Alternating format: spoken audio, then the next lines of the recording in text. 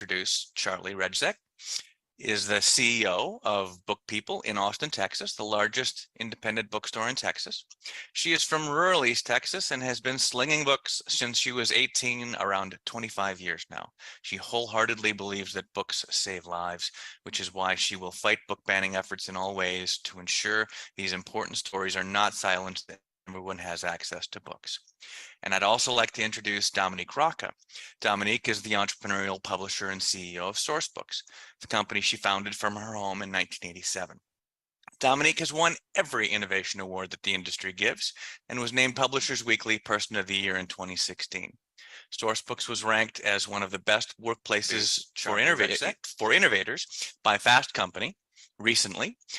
And we've also created scores of New York Times bestsellers, hundreds of bestsellers, and #1 selling titles in perennial categories. Dominique is deeply interested in expanding readership, creating a world of readers, and connecting authors and readers in new ways. So now I turn it over to Dominique and Charlie. Well, Charlie, I'm so excited to be talking to you today. We've only just met, so thank you so much for taking the time to talk to me today and to talk to all of the folks that are part of our bookish community around what's going on for you and your fellow booksellers in Texas. So I'd love for you to start at, I know that you've worked really hard to fight the recent bill that unfortunately ended up passing. Can you tell us a little bit more about what that bill is and how it could affect you specifically and the entire country? Yes, most definitely. Thanks for inviting me to have this conversation. It's definitely something that I do feel like people need to hear in the book industry about how to respond when they are attacked out of the blue, the way that we were. And so HB 900, House Bill 900, which was actually just signed into law by our governor last week, requires book vendors, like bookstores, like Book People, to identify and label books that are sexually explicit and sexually relevant before selling them to schools, as well as retroactively rating all of the books that were sold in the past and are still in circulation for checkout in school and classroom libraries. Books that are rated sexually explicit cannot be sold to schools, and they must also be recalled from any schools that we've ever sold them to in the past. So our challenge here is that book vendors like bookstores were just not able to comply with the requirements as outlined. For Book People specifically, we've been in business for almost 53 years, and we've never been required to keep records of the reasons why books were being purchased, because that really feels like business overreach. And we have no idea how many books we've sold to school districts, much less which ones ended up in circulation for checkout in this model that they're targeting. We also sell books at events like the Texas Book Festival, where educators from across the state come and stock up on signed books for their schools. We have no record of which of those hit libraries, which hit classroom libraries. So where we are is that since we know that we cannot comply with these guidelines as written, the book banners, that's what I call them, they're already looking at who could possibly comply, and that points to the publishers because they're considered content creators in our supply chain. And so while this bill was written for Texas, it affects all book vendors that sell to Texas schools. And it's not just vendors that are located in the state of Texas. So by forcing national vendors to create these rating systems, then it becomes basically the flick of a pen for any other state to sign on for their ready-made rated package. The author of the bill, named Representative Patterson, he called it the model legislation for the rest of the country in his interview with a local news station. So that should really tell you what you need to know about his goal in writing this bill. Wow. Okay, so it's an effective methodology for banning both booksellers and specific book content. And I was wondering if, as my favorite booksellers, if you would mind describing how book banning really harms our communities. I think that's sometimes, implicitly omitted. Like, we just take book banning is bad. We all agree book banning is bad. Yep. But I think your view on that might be very, very useful for all of us. Sure. I do want to preface this by stating that we also agree that sexually explicit content should not be in schools, right? And so that's not what we're trying to do by saying that we're against this bill. What we're trying to say is that the lack of access to books hurts everyone, period. When a book gets challenged or banned, what that means is someone else is trying to decide what is best for everyone based on their beliefs or their feelings. And no one should have that right for everyone. And it's not just the student that's missing the opportunity to see themselves in a storyline that they might not have seen before. It's also hiding the story and silencing the voice of the person that wrote the book. It's silencing their experience, that they were brave enough and willing to share with others in the hopes of helping them to navigate their own situations, which can seem hopeless to those that are actually living in those situations. As book ban attempts ramp up, how do you hope to see community members beyond just booksellers and librarians step up to take meaningful action? Yeah. I mean, the reality is that so many people are being attacked legislatively on so many fronts.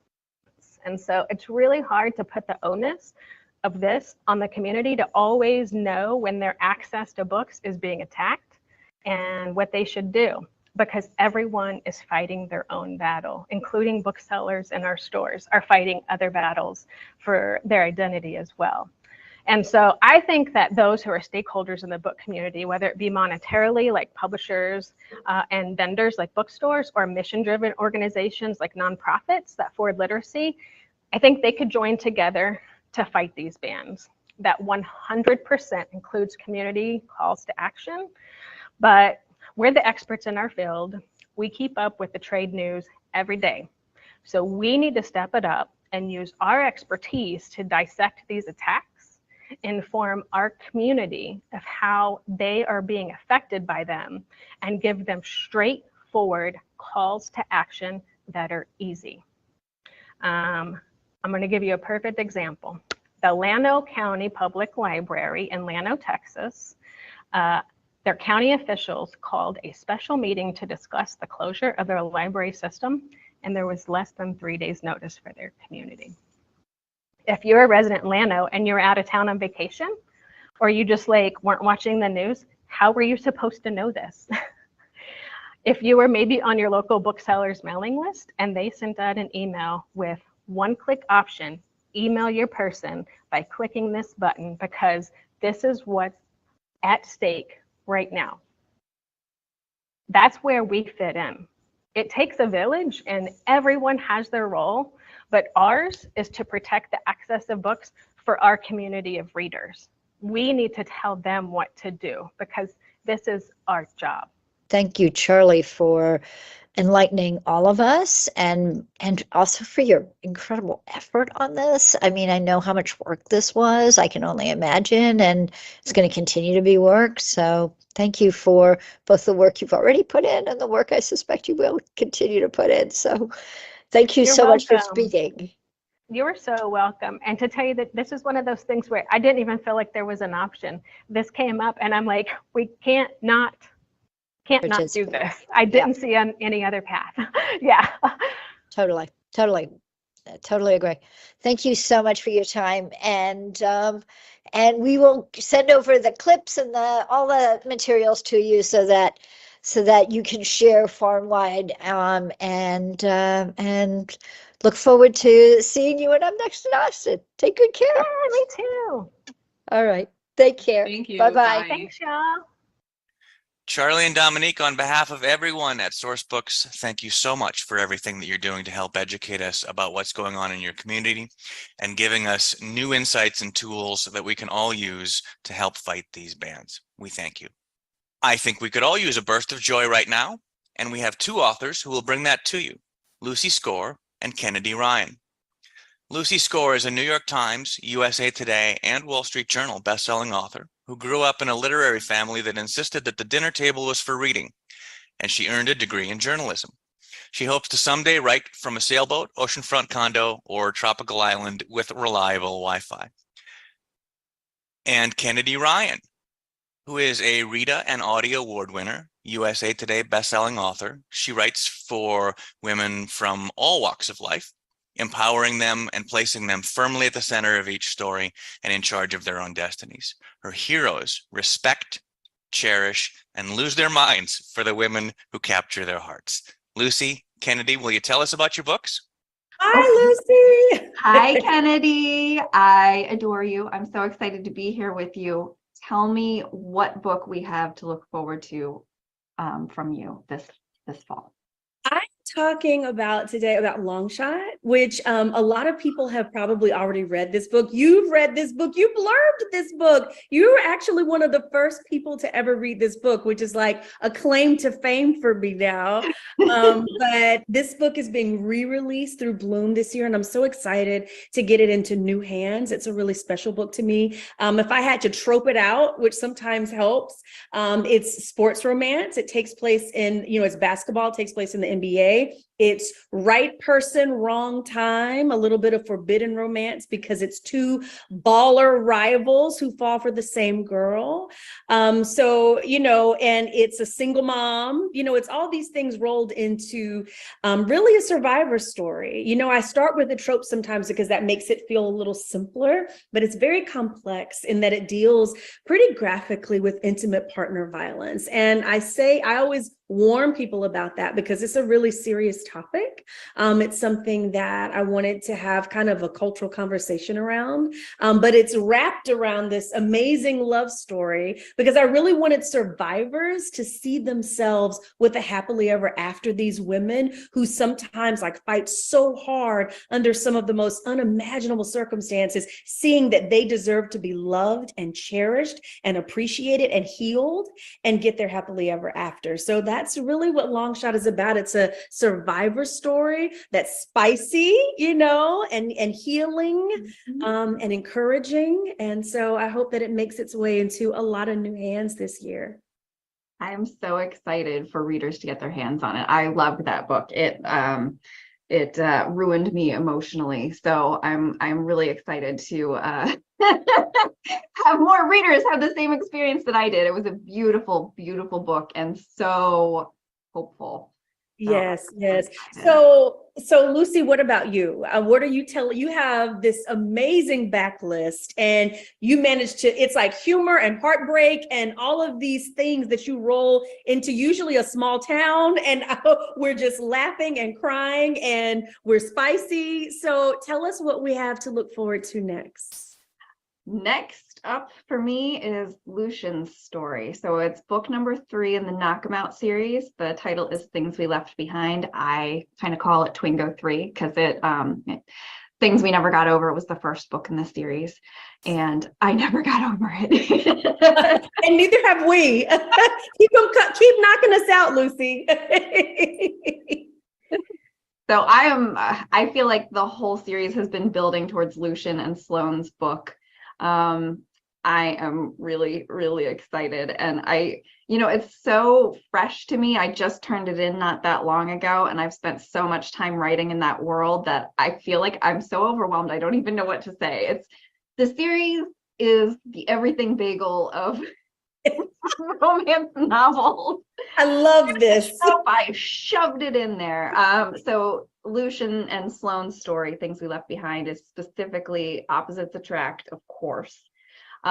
It's been a slow burn building through the other 2 books in the series. It is small town. There's some romantic suspense in it. It's funny. Of course. I don't know. I just put pieces of my heart and soul into this story. So I'm not even sure how to talk coherently about it. I'm just so freaking excited. You also get glimpses of, well, more than glimpses of the other couples from the first two books. Nash and Naomi's wedding is in Things We Left Behind. Nash and Lena's wedding, sorry. Knox and Naomi's wedding happened in book 2. Right. Nash and Lena's wedding happens in book 3. And also the bonus epilogue for this book happens like 10 plus years in the future. So you get to see everyone, where they are, what's happening in their lives. It's one of my favorite things that I've written. So there's like a reunion wrapped up in it too. yes. Yeah, it was so much fun. And I just made sure that every single person, well, except for like Tina, got happily ever after. All the people who deserve them. Yes, all the people who deserve to be happy are happy. And yeah, so that's what is coming to everybody this fall. September 5th. It's so cool. You said, what was the date you said? September 5th. September 5th. Okay. And Longshot is August 8th. So we're right there together. We're just like a month apart. So Lucy, you and I have known each other for a while now. You know, we've shared a lot of special moments.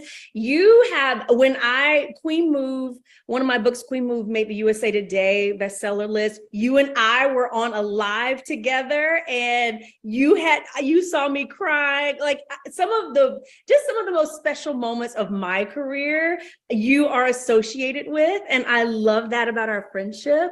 And so I've seen you grow, you know, too, as an author, like over the last few years. And it's been so encouraging. And, you know, it's great that we're talking about this series, because I see your book signings and the long lines that like stretch around the building. I see the I Love Lucy signs, you know, set up all over.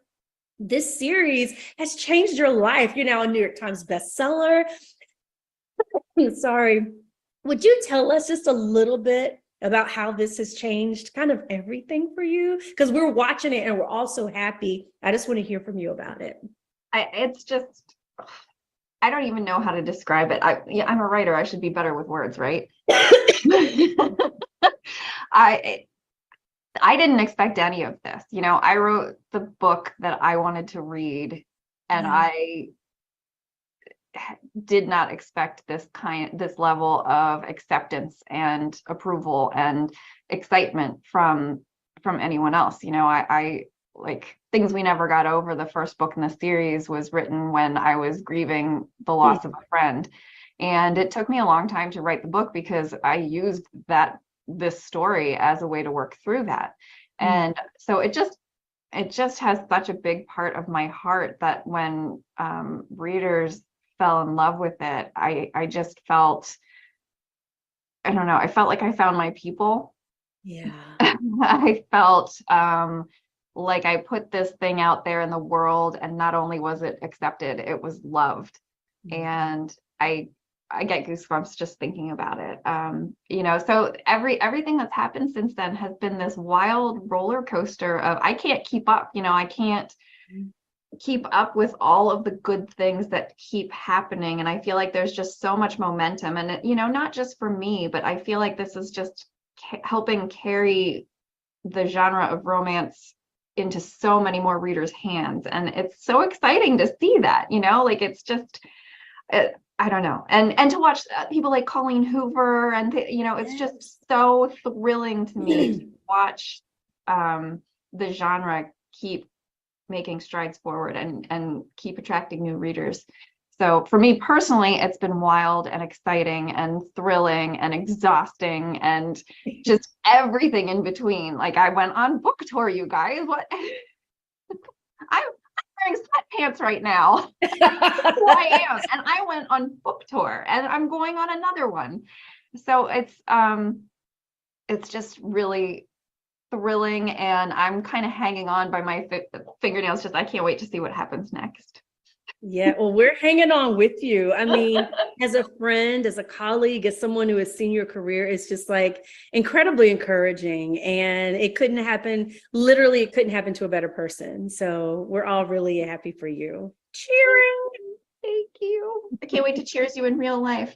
Now, I Yeah. wanted to ask you, because I think readers will really love this. I am so impressed with your research process when it comes to writing your stories, because you do such an incredible in-depth job of nailing everything from professions to backgrounds to cultures to, like, you do such an amazing job of getting it right. Like, can you talk a little bit about how you do that? Because it just draws readers in and keeps them captive.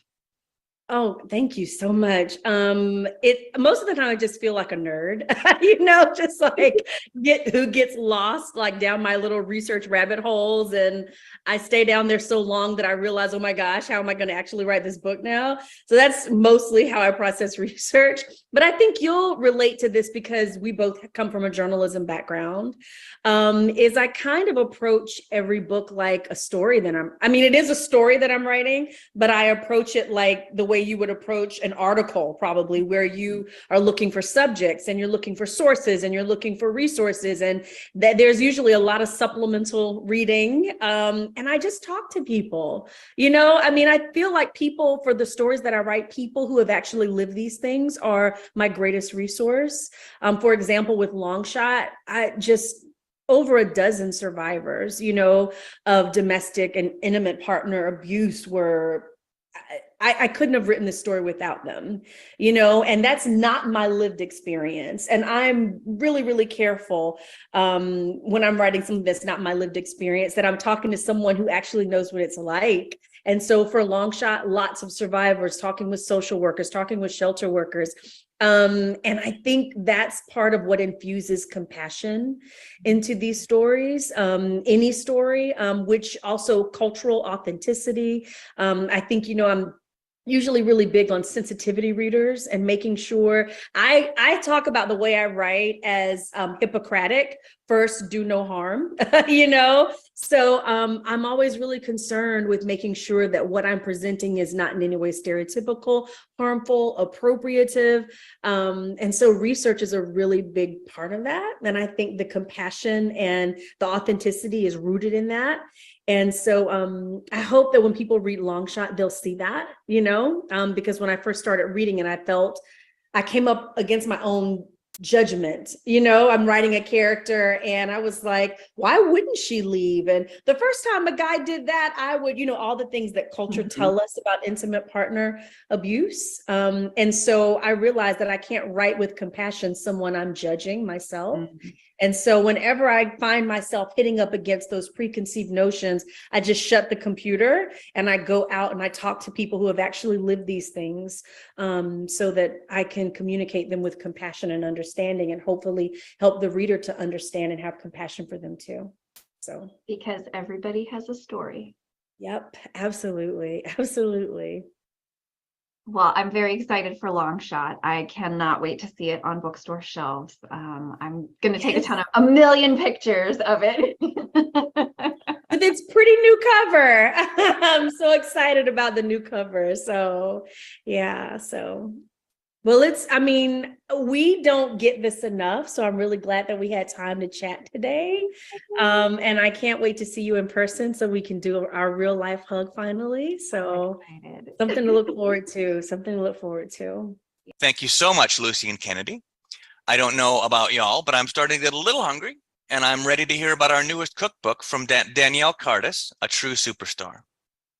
Danielle Cardis is an author, a food stylist, and a recipe developer living in Seattle, Washington, with her husband, Michael, a photographer, and their two sweet sons. Together, the family run their boutique food photography business, Rustic Joyful Food, and host food styling workshops around the country. Hello, everybody. My name is Danielle Cardis, and I'm so excited to be here with you today. I'm imagining all your lovely faces because I know that this is pre-recorded. And I wanted to talk to you guys a little bit about my new book that's coming out in November. It's called Butter, Flour, Sugar, Joy. It's the baking book to end all baking books. And the thing that's so neat about this is we started writing this book 3 years ago during the height of the pandemic. And I thought, oh, this is going to be simple. I've written 11 books before. I've got some really great baking ideas. This book is going to be the baking book for people who do not bake. Little did I know I needed a wild education in pastry. So the next year I spent just learning everything I could possibly learn, I spent the next year learning everything I could possibly learn in order to break all the baking rules. So I wanted a book that was dump and stir, one bowl wonders, just delicious and simple so that you could have more time with your family, more time with your friends, instead of doing all that precision baking. And let me tell you, the book that we have come up with is absolutely magical. It is, not only is it beautiful, every picture is delicious. They jump off the page, but the main heart of this book is that joy is an ingredient. I don't know if you're familiar with my other books, but I love to integrate the fact that life is good today, right now, with what we have. And so when I was highlighting this book and thinking about like where I wanted to start, and even the cover, I mean, we have this big, beautiful glops of Nutella, and then the lettering right over the top of it. I think this is honestly going to be a book that changes the way people bake. I think it's going to be a book that brings joy. I think it's going to be a book that people will refer back to over and over and over again because of its simplicity and because of its beauty. It fits right into the Rustic Joyful Food brand, excuse me. And it's got that beautiful pink binding. Our other books have these gorgeous linen bindings. And so I just feel like this book just sort of caps off this Rustic Joyful Food series. It's the 4th in the series. We've got 3 different books with very different themes, but all the same through line. And I really feel like Butter, Flour, Sugar, Joy continues that through line and puts a perfect little dot right on that I, and it crosses the T for this Rustic Joyful Food series. And the thing that I love the most about the book is that anybody can do it. Anybody can bake. If you've got a bowl and a hand, you can really mix this stuff together and make yourself or your family or your loved ones something wonderful. And the neat thing too, we're going on an indie book tour. I know we love indie books, indie bookstores. So that'll happen in November. And we're going to be hitting all kinds of stores, having beautiful little get-togethers and supporting independent booksellers. I have loved my relationship with independent bookstores over the last 10 years. And that's not stopping now. That's where we love to suggest people buy. And we love that support. And I love the support that you guys have shown me over the years. I think it's been really wonderful. And I love this relationship. And then another nice thing is that this book's coming out near Christmas time. I think it's going to be a wonderful OND for you guys, October, November, December. It's going to bump sales. I mean, I know we all love to talk about sales, and I love to talk about sales just as much as the artistry portion of it, because this book is so giftable. It's going to be one that you're going to want to have lots on your shelf. I think that people are going to be checking it out. It's during the peak baking season here in the United States. And I just feel like I couldn't be more excited with the time that it's going to be hitting shelves, hitting stores, and that we're going to be doing our events. When we were coming up with the title, we went back and forth for so many different ones. And at first I wanted it to be Butter, Flour, Sugar, Grit, because I love to write about stories that inspire people, my own experiences. I love to harken back to all the hard stuff because every hard thing sets us up for something good. And I really believe that. But then we were thinking about it and we're like, I don't really want to eat a gritty cake. We don't want the word grit in the title.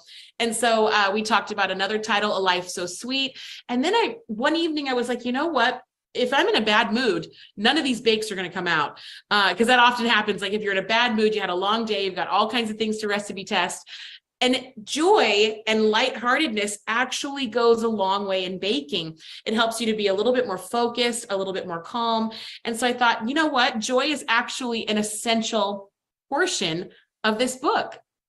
So I talked with my editor and she's like, well, you know what? Let's kind of marinate on it a little bit. And and it just took a little bit of time, and here we came up with Butter, Flour, Sugar, Joy. And it just suits it. It suits the spirit of the book. It suits my personality. And I think people are really going to resonate with this title because it is lighthearted and it does bring hope. And we bring cakes to celebrate. We bring cakes and sweets to drop off when people are sick or we're mourning. I think that there is nothing better than a friend putting a chocolate cake on your doorstep when you're having a hard time. And I feel like maybe you have never experienced that, but may this be the renaissance of dropping baked goods off to our loved ones and saying, hey, I'm thinking about you. You didn't have to clean your house. I didn't have to come in. You didn't have to entertain me, but I did use a recipe from this book to bless you and your family. So I'm just really grateful for the opportunity to publish my art. I'm always grateful for the opportunity that anybody would ever want to showcase anything I've done. I feel so humble all the time about it, and I am thrilled for you guys to get your hands on Butter, Flour, Sugar, Joy. I know we've got the ARC copies in. If you'd love that, I'm probably speaking out of turn, but please request if you'd love to get an ARC copy for your store, so you guys can kind of see what you're getting into. I think that we can easily facilitate that and get those mailed out to you, because I want you guys to catch the same joy and the same fever that I've got going for this book. And November is going to be just a whirlwind. And I think that people are going to be purchasing this book like never before. It's a wonderful universal theme, and it's a lot of fun. And this title has never been done. There's a lot of baking books. There's a lot of simple bakes. There's a lot of cakes. There's a lot of cookies. But never before has anybody highlighted joy as an ingredient and really focused on the one bowl wonder portion. There is nothing too difficult for even the novice baker, and even, people that are baking wizards. I think they're really going to appreciate the fact that you don't need a lot of equipment, you don't need a lot of time, and you're going to come up with gooey, perfectly crumbed cakes, gooey frosting. Nothing is going to be dense or gummy. Another thing that was really important for me was testing this book with multiple types of flour, from bargain basement flours to top of the line. And you find that when you use different ingredients, you're going to get different results. But it was really my heart for this book. I wanted it to speak to every price point. I wanted every family, no matter what style of butter they purchase, no matter what style of flour they purchase or they can afford, that these bakes, these desserts, these sweets would come out like showstoppers every time. So every recipe has been made no less than 5 times, with multiple ingredients, just showcasing like, hey, are you a gold medal flour family? Well, gold medal flour is going to work. Are you a Walmart brand family of flour eaters? Well, then let's use the Walmart brand. Are you a King Arthur organic, the Taj Mahal of flours? Let's try it and see if it works.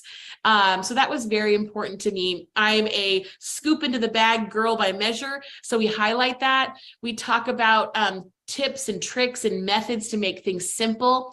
And then one of the things that I discovered over writing the process of writing this book was the power of melty butter, not melted, but melty. So melty butter is the king of all butters when it comes to cakes, cookies. It just gives you this extra oomph, so you're not over mixing. You'll find very little recipes in the book call for creaming your butter for 5 minutes. I mean, sometimes I smell ozone when my poor little KitchenAid mixer is going round and round for 5 whole minutes. I'm like, you know what? I smell the electricity. We're not going to do that. So this book is full of joy. It's full of shortcuts, and I'm really proud of it. And I'm proud that you guys are excited just as now. And if you hadn't heard about it, now you have. You're going to have to order up because you're going to be burning through these babies. But yeah, thank you so much. Again, my name is Danielle Cardis.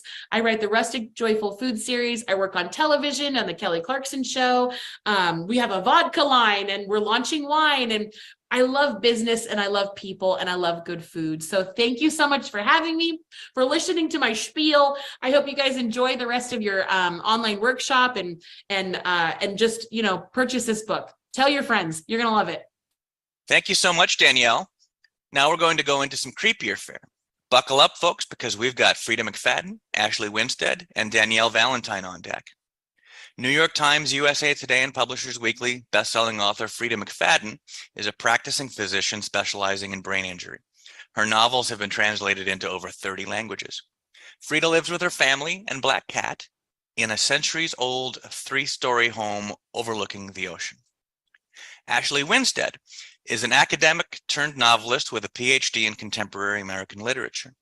She lives in Houston with her husband, 2 cats, and beloved wine fridge. She is the author of In My Dreams, I Hold a Knife, and The Last Housewife, and you can find her at www.ashleywinstead.com. And Danielle Valentine is a pseudonym for the young adult novelist Danielle Vega. Her work, which includes the Merciless series, has been optioned for film and television by Lionsgate and Warner Brothers, and has been translated into dozens of languages worldwide. Danielle lives outside of New York City with her husband, daughter, and 2 ornery cats. All the cats today. Delicate Condition is her first adult novel. Hi. Okay. Thanks, Todd. Also love that this is the cat crew. We would all be friends with our cats if we all lived closer together.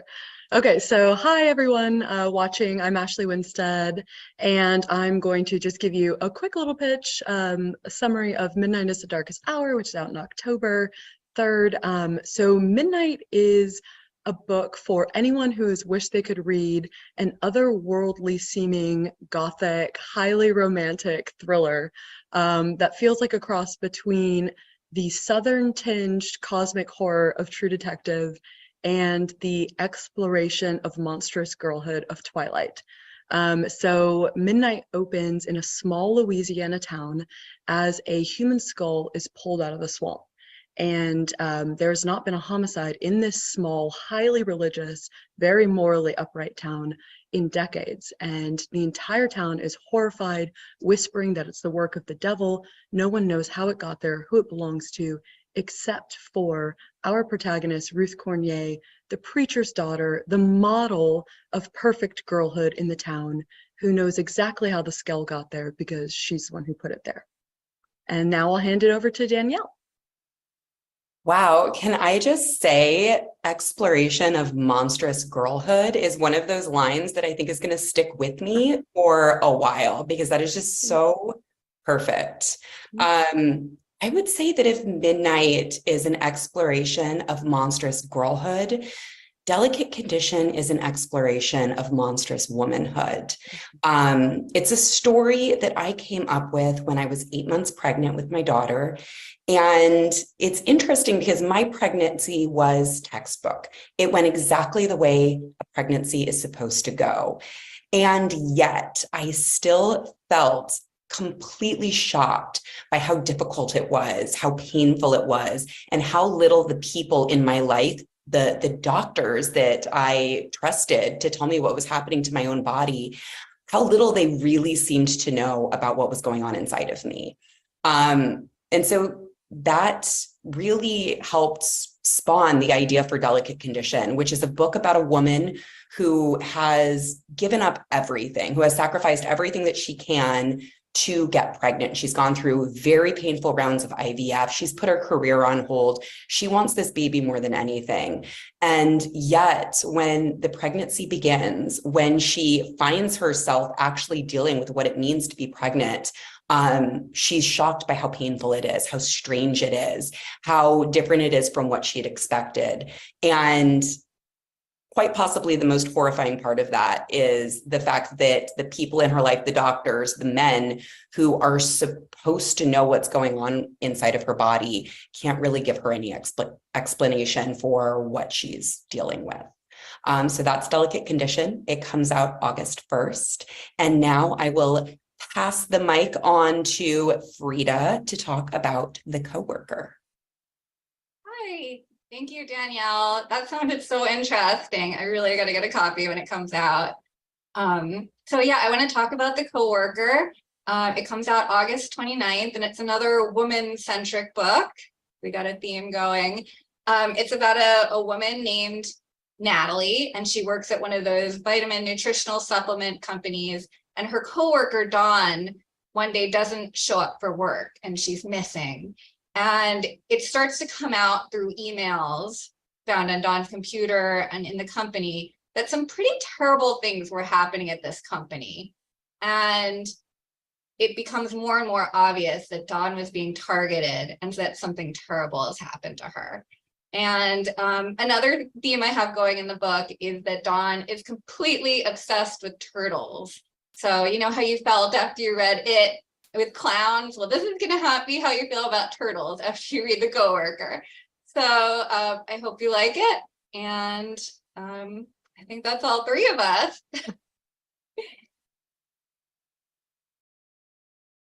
Hi. I think this is the part where I get to interview Danielle. Yes, now you have to ask me questions. Okay, perfect. Sorry, my screen is just me. There we go. Hello. Okay. I'm going to start over and just say, hi, Danielle. Hi, Ashley. So excited to talk to you about this gorgeous freaking book. Thank you. It's incredible. So and just like you said, I really feel like monstrous girlhood for my book, womanhood for your book. Our books are so much conversation with one another, Yes. which I absolutely love. Okay, so I'm gonna talk a little bit about, ask you a question, a little bit about inspiration and process to start. So Publishers Weekly, in their absolute rave review of Delicate Condition, said that they called this book a fiercely feminist millennial heir to Rosemary's Baby, which first of all is just incredible. Congratulations. Thank you. And so I really am so curious to hear about your influences for Delicate Condition, whether Rosemary's Baby was one of them, any other texts, like movies, books, TV that influenced you, and really how that shaped kind of the creation of this book. Thank you so much. And yes, that it was such a lovely book to be compared to. Rosemary's Baby is iconic. It is now one of my favorite horror stories of all time. But it's funny because when I came up with the idea for Delicate Condition, I hadn't even read it. I wasn't thinking to myself that I wanted to write a book that was like Rosemary's Baby. I was actually deeply depressed when I came up with the idea for Delicate Condition. I had spent about 1.5 years working on a completely different adult novel. And I had that day decided that it wasn't going to work. It needed a lot more work before it was going to be ready to submit. My agent wasn't completely on board with it. And I realized that in order to get it to the place that I would need to get it to be good enough, I would have to spend a lot more time on it, and I just wasn't connected to it the way I needed to be. So my husband took me out to dinner to try and cheer me up. We went to like my favorite Italian restaurant in Brooklyn.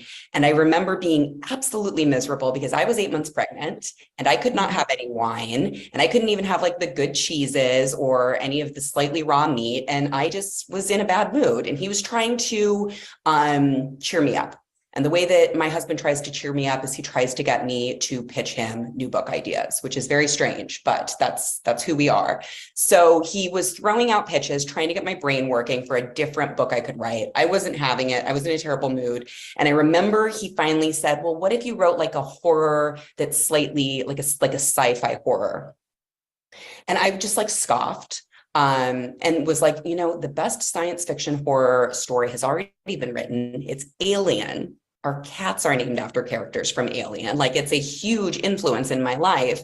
And, I'm not going to try and do that. And then I kind of went and got on my soapbox as I sometimes do. And I was like, Alien is even a really ridiculous show because it's basically, what would happen if a bunch of men were sitting around talking about the scariest thing they could possibly come up with happening. And they come up with the idea of something taking over their bodies that they can't control, that they don't understand, that nobody knows what it is. That's really what Alien is. And as I said that, I had this just like light bulb, brilliant moment where I stopped and I was like, oh, because I had a story like that. And that story was not science fiction. It was very real. It was the story of how it feels to be pregnant. Particularly when you've been raised on all these stories about what pregnancy is, that paint it in this beautiful kind of sweet, innocent light, when it could not be further from that. So while I love so much that I'm compared to Rosemary's Baby, I would really say that Alien was a much more direct comp and inspiration for this book, which I think people will get when they start to get into the actual book itself. I love that so much. And I'm just like having so many thoughts listening, like all my writer, like so relatable from one writer to the next, that feeling of being like at your wit's end and then having inspiration come to you in this dark moment, you know? And you're just almost like, oh, mad about it, right? Like yes. you're almost mad because you just want to be pissed. You just want to be depressed if your book didn't Exactly. work and you want to But wallow. your productive brain is like, Yeah. nope, here we go again. You want to wallow in that feeling, nothing ever goes right for me. I'm not going to do it well. And then all of a sudden, light bulb moment, and you just feel it. And you're like, oh, now I have to go down and now I have to go back and do the work, which. Okay. Like, but though this is the perfect segue for my next question, because you cannot talk about delicate condition without talking about body horror. Yeah.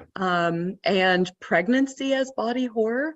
And I just think it is absolutely so genius the way that, yes, Delicate Condition is a book about a woman pregnant, question mark, you know, right? That's part of the, but it takes on, it's questionably otherworldly, supernatural, and also something I absolutely loved was the way the book is structured, using the timeline of pregnancy from egg retrieval to your baby is now the size of a pear and so on. So you're playing with like otherworldly sinister versus super cheerful, adorable phrases pregnant women hear. So can you just talk to us a little bit about like weaving all of those threads together for this book? Yes, I would love to. And I feel like even the name Delicate Condition, I was really trying to play with this idea, this kind of condescension we have for women. You know, they have a bun in the oven, they're in a family way, these like really infantilizing terms that we use to talk about pregnancy, when pregnancy is one of the most horrific, dangerous things any human will ever go through. And I just really want to emphasize that because I feel like it's not emphasized strongly enough in culture right now. So I come from a body horror background. I am a young adult author. I got my start on a series called The Merciless, which is about exorcism. And I think one of the things that really put me on the map was my ability to talk about painful things very viscerally, which some people love and other people can't really deal with. So when I got pregnant, I feel like there's a bad joke in here somewhere where when the horror novelist gets pregnant, but I really saw the entire experience through this lens of body horror, through this lens of being very acutely aware of everything my body was doing that I wasn't prepared for. And this goes so far above the things that you're normally taught to fear about pregnancy. This isn't just like, oh, I had some silly cravings. It's your teeth bleed and feel loose in your gums. Your fingernails crack. Like just all of these very, very strange things that even now, only 3 years after having my daughter, I can tell you my brain is already in the process of forgetting. And I know that I'm forgetting because I have a friend who's pregnant right now. And when we talk about her symptoms, I'm like, right. Like the child's body gets so large inside of you that it presses in on your internal organs, specifically your lungs, making it very, very difficult to breathe. When I was pregnant for a good 3 or 4 months, I felt like I was constantly gasping for breath. And this is normal. This is a norm. This is a textbook pregnancy. These are the symptoms that I'm describing. When you go just a little bit further and you start looking at some of the incredibly common complications in pregnancy, you find even more horrific things. I know people who have had unbelievable pain every day, who are vomiting throughout every single day throughout the course of their pregnancy. I have friends who have undergone really traumatic, terrifying genetic testing that's not even accurate, basically putting them through this, mental turmoil unnecessarily. I have had friends whose births were so traumatic that they are still years afterward not over it and are experiencing very real symptoms of PTSD. So I could go on a lot about this. This is a very rich subject. And really, the only way that I could think to talk about it, to do it justice, was to work it into my fiction. Yeah, I mean, it is horror. And it's just, I'm listening to this and thinking to myself, like, not only is Delicate Condition just such a riveting, engrossing book. So just like, it's the kind of book you can pick up and you just clear your schedule because you just want to devour it. But it's like the horror novel that women deserve and have deserved for a long time. I have so many more questions for you, but I know that we have to pass our baton and let you interview Frida. So Yes. thank you so much. And I know everyone is going to be as obsessed with Delicate Condition as I am. Thank you. So yes, I get to speak with Frida about The Coworker. Hi, Frida. I see her popping up on my screen now. Frida, I am so excited to talk to you about this book. I can't tell you, that introduction you gave about the turtles and the vitamin shop, it sounded so eerie and weird and cool. And that is just my absolute favorite type of book. So I'm so excited to just jump in and, just start really basically. And maybe you could tell me a little bit about how you came up with the idea, where this strange turtle-filled concept even came from. Well, the turtle thing was actually inspired by a friend of mine, and the friend was a guy, and his wife was also obsessed with turtles. I'm not friends with them anymore. I'm not sure they're ever going to read them, but I'm not sure if I want them to or not. And he was always like shopping for turtle charms. Like he'd come to work and he'd be like, "You think she'll like this turtle necklace?" And I guess it just stuck with me. This was like 10 years ago. And I was like, the turtles are something people can be into. So, and what if we turned it into something really dark? I love turning fun things into things that people will just be terrified of. So that was how that came about.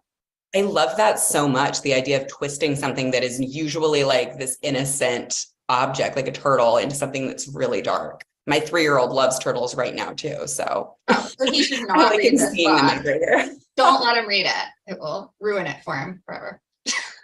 All right. So talk me through your process a little bit. I know that, Ashley and I have been on panels before, so I know that she very intricately details every scene and, plot point of her book. I'm the same. I spend months, if not years, planning my books down to the very last scene. What is your process? Are you equally an outliner, or do you just throw caution to the wind and see what happens? So I'm a planner, but it's all in my head because, I also, work full time. So I'm like constantly thinking about it anytime I have a second, like, you're in a meeting, you're kind of bored, like, oh, let me plan out my book in my head, or, you're lying in bed at night. The shower is a great place to plot. I think all my best ideas pretty much have come from the shower. So I'm always thinking about it, but I'm not one of those kind of people who writes out an outline of like every single scene, like, oh, this is going to happen here. So once I start, I kind of let the characters take me where they want to take me, but I've got a general sense of where everything's going to go, where the climax is going to be, and what the twists are going to be. So I know all that. I just don't know every little bit of it. You're just not like borderline, like crazy person plotting it all. I am, but not in that way. Okay, cool. What other research are you doing for your book? Did you have to like go work in this specific type of a store to see what it's like? Did you have to like learn a lot about turtles? I did a lot of research. You know what? I use Google so much. Like, how do people write books before Google? Like, I don't even know how it was ever done. Like, they would have to go to the library, I guess. I completely agree. I think that books were just filled with wrong information. Yeah, and nobody knew. No, you wouldn't have no idea. Yeah. Yeah, you just be like, well, I think this turtle is called and you could just make it up, and people would be like, that sounds right. That sounds like a word. I would have had to buy a book about turtles, I guess. Yeah. And I would have had to read it. And yeah, so that I was saved having to do that. I just Googled a lot of things, and it's actually a vitamin. It's a company. So they're not selling vitamins in the company. but they're one of those, I don't know what a brand would be, and I probably shouldn't name any anyway, but like a vitamin place, and some of the vitamins are a little questionable. No, I know what you mean. In my head, I had like I don't know what those stores are called, like a GNC, like an actual storefront where they're going and buying vitamins, but you're talking about like an actual company behind that. Right. Okay, that makes so much sense. And they're a little shady. They're a little shady. And the funny part was the company is called Vicks. And when I was trying to come up with a name for the company, literally every word I came up with was already a vitamin company. Like there was no word I could come up with, like just butterfly. Oh, butterfly vitamins that already exists. Like there was nothing I could think you of. really want to make sure that you're not calling out an actual real vitamin. Exactly. So that was the hardest part of writing the book, was coming up with a name that wasn't already a vitamin company. That's amazing. So you already mentioned that you stole the turtle obsession from a real person. Did you steal any other characteristics from real people when you were kind of building these characters? It was like, there's a little bit of this mean girl thing going on. So it's sort of a conglomeration of like every mean person that I've ever worked with. We've all had that experience of like that person you work with who's just like I don't want to say the word, you know what I'm saying, but a lovely person. Not a lovely person. Yeah. So just inspired by many years of working with, occasionally, most people I work with are lovely, but occasionally you come across somebody who's not so lovely, and you just kind of channel that. And it's a lot of bullying and stuff like that. So it's not exactly true experiences, but heightened. Yeah. Okay, I have one last question, and it's the most important question I'm going to ask you. So I need you to think about it really carefully. What is your cat's name? My cat is named Kit Kat. Oh, that's Isn't that great? I approve. I didn't name her though. She came with that name. You're lucky. My first cat came with a good name too. My first cat's name was Goose, and it was just perfect. So yeah, you can't do better. Like if it had been a bad name, I would have changed it, but it was already perfect. So. I love it. All right. Well, it was so much fun getting to know you and learning a little bit about Kit Kat. Thank you. Good to know about Goose as well. All right, and now I think I am interviewing Ashley. Hello. Hi, Ashley. Oh, there you are. There we are. Hi, Frida. This is so fun. This is so fun. And I was so excited to be interviewing you because I actually had already read your book, In My Dreams, I Hold a Knife. Oh, thank you. Oh my God, I am interviewing somebody I have already read something by. So that was exciting for me. And yes, your housemate is on my bedside table. So this is like a mutual fangirl sort of moment right now. it was actually such a fun book. But then I was thinking if I call it a fun book, are you allowed to call a thriller? Because somebody dies, somebody murdered. Can you say, oh, that was fun? Do you think that's okay thing to say? It's such a good question, and one that I actually ask myself all the time. To be clear, I do it, and I go way further than that. I'm like, oh, that's juicy, that's a sexy thriller, I'm like, but I have sometimes when with The Last Housewife, which is my book that is much darker than In My Dreams, people will share their reactions to it, and I'll start to say thank you, I'm so glad you enjoyed that book, and I pause for a second. I'm like, they did not say that they enjoyed the book, they said that they read it and found parts of it really interesting, but it's that moment where, yeah, to your point, are you allowed to say it's fun and enjoyable? I do it. Do you think this new book sounds a little darker than some of your? Do you think it's a little darker?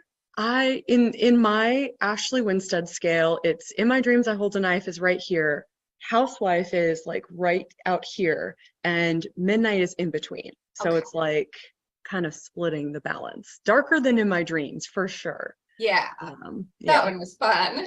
Yes, exactly. And soapy. And when you were talking about like Mean Girl inspiration, isn't that so great that we get to do that as writers, is I like take know. all of our former Mean Girls and put them in our books? So much revenge. Yeah. Awesome. Exactly. I want their addresses and just Just be like, here's a free book in the mail for absolutely no reason. exactly. So I was reading your bio and it said you mentioned your husband, Yeah. 2 cats, and your wine cooler. I was like, this is a woman who has her priorities straight. Like she knows what's important in life. Thank So you. my question is this the correct order? Like your husband's not here. Like would he be like should the cats be higher up or like the wine? Should that be first? Yes. Just Well, wondering. perceive where the word beloved is placed in that list of husband cats, beloved wine fridge. But yeah, if I think my husband is very aware that he is like on par maybe with wine fridge, and cats are very much at the top. And our 2 cats are Boots and Balrog, and I named one and my husband named one. And you can probably guess he named Boots and I named Balrog after the, demon in Lord of the Rings, like in the Mines of Moria. Yep. Okay, that's cool. Yep. Yeah, I was telling Danielle, my cat is Kit Kat, and my kids want another kitten, and we have to name the next one like after a candy bar. You have to. Oh, I mean, So, there's what do so you think many would be a good good candy options. bar? Like, what's your favorite candy? And do you think it would be a good name for a cat? So almond joy, but probably not, even though I like the joy part of it, like that part's fun. You should do a poll for your readers though, and That's get good, your yeah. readers to give you ideas. They would love that. That is a good idea. Yeah. What are you reading right now? Okay, so I am about to start Stacey Willingham's new book, Her Dark Academia, that's coming out in January 2024. Obsessed with that. And as you know, as an author, like all your books that you're reading are like blurb books, future books for the most part. So I always feel guilty when people ask me, because I'm like, I've got these great books to recommend to you, and they're not out for another year. So I'm gonna like talk about the ones that I've read that people can get now. But Likeable Woman by May Cobb is coming out very, very soon. When I loved that book, Meet Me at the Lake, by Carly Fortune. I'm also a romance writer, so I read like half thrillers and half romance, so loved that one. And jumping on the Fourth Wing hype train, I'm obsessed with that book as well. But I feel like I hardly even need to recommend that to anyone because the entire world is reading it right now, which is as it should be because it's so good. That's so cool that you write romance too. Yeah. Oh my God, so many hats. Do you find it very different writing romance and thrillers? First, I just have to say it's not as impressive as being a physician at full time and also writing books. But yeah, it's so funny because I write romance and thrillers with the exact same process, using the exact same like, oh, I'm gonna start with my character and figure out. And in fact, like I think you could take my female protagonists in both my thrillers and my romances and switch them into different plots.